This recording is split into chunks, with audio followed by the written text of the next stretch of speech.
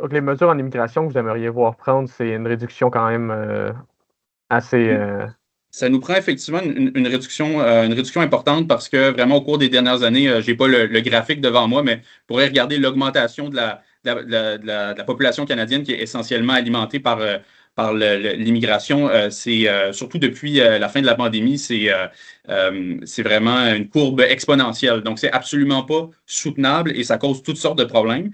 Et le truc ici, qui est peut-être un peu moins politiquement correct, mais c'est qu'on s'intéresse souvent aux questions économiques en disant et aux questions, comment dire, on aborde l'immigration d'un point de vue quantitatif en disant on en fait venir trop, donc ça cause des problèmes, par exemple, de logement, ce qui est vrai. Mais il y a aussi un aspect qualitatif à l'immigration. C'est-à-dire que, pour dire les choses très clairement, tous les êtres humains ne sont pas pareils. Il y a des différences de culture dans le monde. OK? Et un Polonais n'est pas un Pakistanais. OK? La réalité, c'est que, par exemple, dans certains pays musulmans, ils ont une vision de la femme qui n'est pas du tout la même que nous, occidentaux. Pour prendre un exemple très concret, c'est Pew Research en 2013, donc une firme de sondeurs très connue aux États-Unis, qui ont révélé que de mémoire, c'était 84 ou 85% des Afghans qui étaient pour la lapidation des femmes adultères. Bon, ça, c'est le genre de pratique culturelle que, très honnêtement, moi, je ne veux pas voir au Québec. OK? Et c'est directement lié à l'immigration. Okay? Ce phénomène d'islamisation est lié à l'immigration. Pour prendre un autre exemple, depuis le 7 octobre 2023, on a vu plusieurs attaques envers les Juifs au Québec. Par exemple, des synagogues incendiées.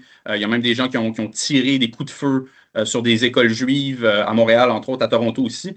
Ben ça, évidemment, il ne faut pas faire l'autruche. Ce n'est pas Jean-Paul Tremblay puis Pierre-Yves Thériault qui se mettent à détester les Juifs du jour au lendemain. C'est essentiellement le fait de musulmans radicalisés justement, qui décident de s'en prendre violemment à la communauté juive. Et ça, c'est le genre de truc que, très franchement, moi, je ne veux pas voir au Québec et je pense que l'immense majorité des Québécois et même des Canadiens vont être d'accord avec moi. Et ça, c'est directement lié à une certaine forme d'immigration.